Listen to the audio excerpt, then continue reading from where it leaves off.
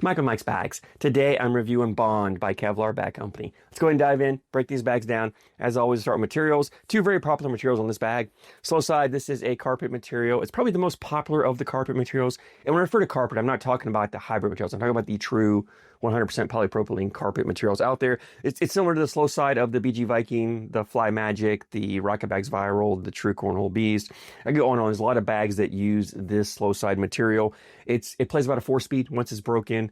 A little quicker new. Once you break it in, it gets to that 4. It's a wonderful control material. If you like to play a dirty style game with blocks and congestion and bags all around the hole, this material's great at that. If you like to shot shape, cuts, rolls, flops, this does this really well. If you're a hard thrower, this is a wonderful material where it still grabs and sticks. It's not going to just go flying off the back like some other materials will for you. 4-speed on the slow side here. Fast side, this is another very popular material. It's similar to the fast side of the BG Viking, the Reynolds Pro Advantage. It's a 7-speed. It's very hole friendly. It's fast but has control to it. I like the pairing of this slow side with this fast side, right? So sometimes you get these slower slow side materials, and companies will put it like a blazing fast side to help people push. I like this controllable fast side because there are times where I just want to sneak a bag in. Maybe there's a lot of congestion, because when you're throwing this slow side carpet, there's going to be bags around the hole. There's going to be congestion. Sometimes you get your last bag and you just want to put a bag in, sneak a bag in. You can flip it over on the fast side and just slide it up there, and I'm not fearful of throwing this fast, like it's not blazing fast. It has control to it. And sometimes you're watching this video, when I get down to my last bag and it's an open board, I'll just flip it over and go slick side just to make sure that bag slides up there and drips and I don't leave a bag short or leave a bag hanging. So I like the fact that KVLR's used a controllable fast side to pair with this slow side. I think it's a wonderful pairing there. So we're looking at 4-7 on these bonds. Template wise, one more thing I'll mention too is on the stitching. When I did my crosshair review, I misspoke when I talked about the name KVLR. It comes from them using a Kevlar thread. They don't use the thread all the way around. The Kevlar thread is used only in the top stitch. This closing seam right here is where they use that Kevlar thread. I misspoke when I reviewed the crosshair. I want to make sure that I clear that up here. But what it does is basically it ensures that you're not going to have a failure on this tail, which is typically when you have a thread failure. In my experience, and there are always exceptions. In my experience, typically if you have a failure, it's usually on this top seam where the thread comes loose, thread comes out, and you get an opening there. With this Kevlar thread, you pretty much take away any of that concern, any of that worry for you. But that's where the name KVLR comes from, is the thread they use for that top closing stitch. Hope I cleared that up. Any confusion, I got that clear for you guys. The template on these bonds is a medium template bag. It's a medium amount of fill, but it's on the thinner side of medium. So this bag does have flop to it. It is not like super loose and floppy, but it's floppier than what I would call normal. So there is some flop here. I actually like the flop because it gives this bag some forgiveness.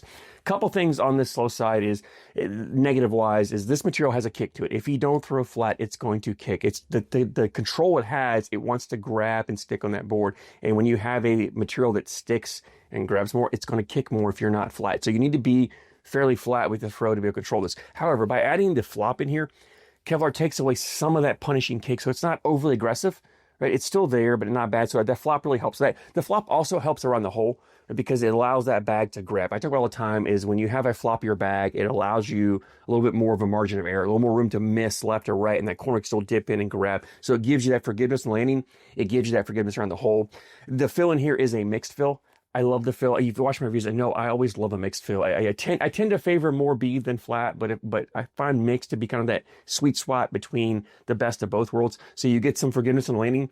A full bead bag will be more bouncier, more active, which will cause the bag to kick more. So by putting a mixed fill in here, again, KVLR's reducing some of the kick on that bag, but by keeping the beads in here, it's still adding back some of the hole fillingness. So you lose some hole fillingness on this material. I don't know if I mentioned that. This material, because again, the control, the stickiness you get with it, sometimes it wants to get up there and it wants to hang around the hole, which anytime you get a material like this that has control to it, you're going to give up some of that hole fillingness, right? That's the trade-off you get. When you gain control, you're going to lose a little bit of that. Not a big deal. It's kind of the way that zero-sum game you play with cornhole bags. But by putting that mixed fill and those beads in here, it really kind of adds back in some of that hole fillingness. So I love the combination of the materials with the fill and the flop that KVLR did this bonds. Really gives the bag a nice playability to it. These bags are also ACO stamps. You play in the ACO, you can throw the bonds. Let's go ahead and jump in, talk more about playability here and dive deeper into these bags. And this is a pretty straightforward bag. I mean, it's designed to play that dirty style game. It's designed to get up there and throw blockers up there, to put bags around the hole, in front of the hole, create a lot of congestion, a lot of chaos. And then you've got the ability with the shot shaping, the cuts, rolls, and flops to get your bags around that congestion and put your bag in the hole and leave your opponent trying to struggle to match your shot. And that's where these bonds really stand out. With this slow side, like I said, you've got a ton of control here. You're able to throw blockers wherever you want. Level 1, level 2, level 3 blockers up there, even a level 4 if you want. You can really put that blocker where you want on the board. If you start getting too far down, then it's going to take a couple bags to collect them up because you don't have that blazing fast side. Or you're going to throw a little bit harder to push and ride it up, but you still get the ability to catch this with this fast side and ride it up. So I had no problem just on a level 2, level 3 blocker, push it and take it into the hole, no problem whatsoever. There is, as I mentioned, some flop here, which means when you go to collect, just be careful. If you try to collect just the corner, sometimes it'll smash up and kind of push that block bag out of the way. Just make sure you're more intentional about coming more closer to the middle of the bag, grabbing more of that bag, and then you can ride it all the way up, no problem whatsoever. These bags are great for deflecting bags off. So if you play against an opponent who's not used to dealing or pushing through with a sticky bag, if you get that blocker up there, especially a nice V block up there, it'll cause your opponent's bags to kick off. It does a wonderful job of that. I really love when this is the type of bag, when I want to play blockers, this is the type of material I want to put, because it is a material that if you're not comfortable pushing through it, it can cause a lot of problems. And I love it when I get against an opponent who throws faster bags. I love pulling a bag like this out because if they're on a faster bag, they're not used to pushing through sticky materials. They don't really know how to deal with that. And so a lot of times their fast bag will hit and just skim off the side one with the other, and you punish them. You penalize them, and they end up leaving bags off, and then you can score points on that way. So if you play against someone who's always just throwing fast side down, or they're just running bags in the hole, get a bag like these bonds here and put blockers up, and just constantly put blockers away and make them either airmail over or try to push through them, and you can frustrate them that way. But these bags are great for that dirty style game. They're also great for shot shapes. I mentioned cuts, rolls, flops. You can do that really well. So if you're average to even a little below average to advanced, you can cut, roll, flop these really well. You've got the ability to, if you miss on your mark and put that blocker bag a little further over than you want to on your opponent's side, you got the ability to come with a cut, grab it, pull it back in for you. I will tell you, for me, if you watch here closely, you'll see when I'm throwing these bags, if I'm trying to run bags in the hole, because this is not a great bag for running bags, but there are times at rounds here or there where you just want to put bags in, you don't want to throw blockers up there. If I'm doing that, what I tend to do with a bag like these bonds and this slow side material is I land that bag closer to the hole. I want to throw deeper on the board, land it close to the hole. That way it gives it less time, less distance to veer off course. Because this material does have a kick to it.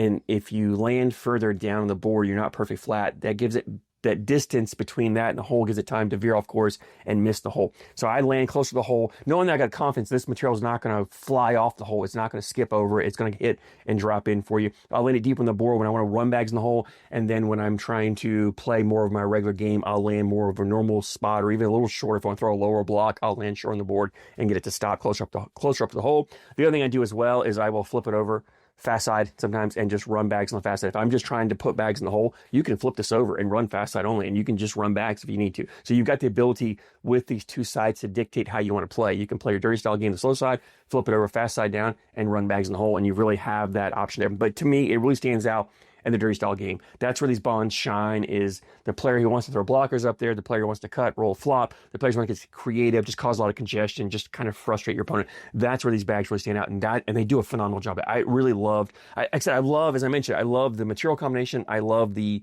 fill that the KVLR used and the amount of fill, the fullness. I think the flop here of this bag pairs really well with the bag, so it's not as punishing. It's a little more forgiving, which leads me into availability. KVLR's website, KVLRBagCo.com. As always, I'll put a link down in the description for you guys.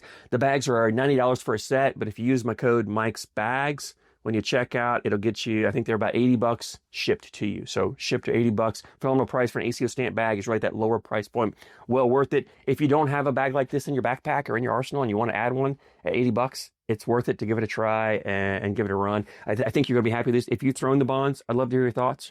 Drop a comment down below. Let me know what you like, what you don't like. Always love hearing you guys' opinions. As always, I thank you so much for your support, and I thank you for watching.